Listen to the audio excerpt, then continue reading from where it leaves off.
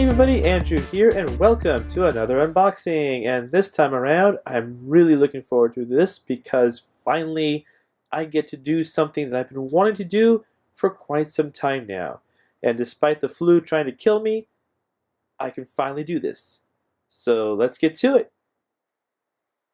I seem to have misplaced my knife. So without further ado, I'll do something that's never been done before in an unboxing. I'm going to open this with the power of my mind. Are you ready? I want to concentrate now.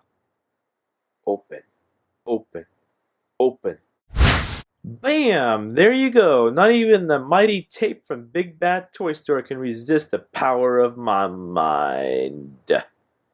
So let's get to it and see what's inside.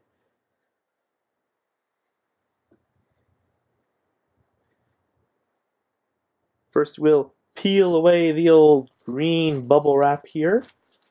Green bubble wrap. So minty.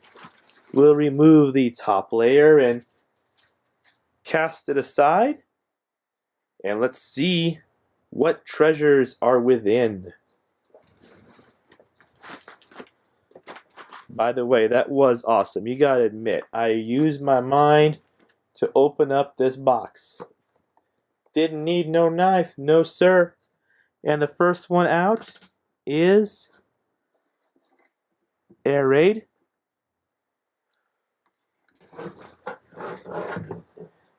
As you can see, hopefully, there you go. The lighting is kind of not as good as I was hoping it would be. Let's move this one over. Maybe that'll help a little bit. That does, yep. And we'll move this one over more. Move the box back. Yeah, that's much better. So we got Air Raid. Fantastic. Oh, I got all the aerial bots now, which means that I can finally do a proper sequence review of Superion and all of the aerial bots, of course.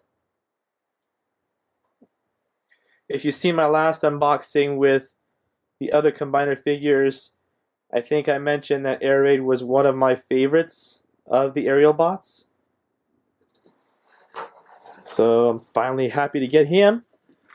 Moving on to the next one, you're probably going to guess what the rest of these are. Delicious. Here we have Dead End. I just want to make sure. I had a brain lapse there.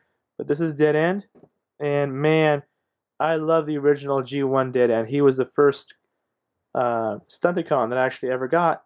And, well, he's also the only Stunticon that I ever got when I was a child. So this one means a lot to me because I loved that toy so much when I was a kid. I still like it a lot to this day. But I lost my train of thought again. But this guy is probably going to be one of my favorites as well, if not my favorite Stunticon once again. So really glad that I got this guy. And then, not that the other ones aren't any good, that is. We have next Breakdown. Now Breakdown is probably my second favorite.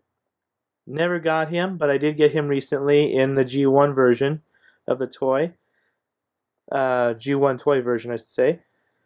So I have both now, the original G1 Breakdown and this guy as recent purchases. So really looking forward to cracking this open. These Wave 2 figures come with comic books now instead of the trading cards or collector cards or whatever you want to call them. They're kind of not either, but they're not too bad. This one is an interesting one. This is Off-Road, and this is Hasbro's attempt at creating something new. We'll hopefully get Wild Rider.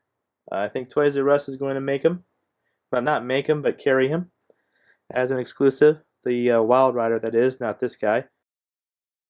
So there's my haul from Big Bad Toy Store. As you can see, I got the 3 remaining Combaticons as well as the final aerial bot that we need, or actually technically the second final aerial bot. But that's another story that we'll save for another time.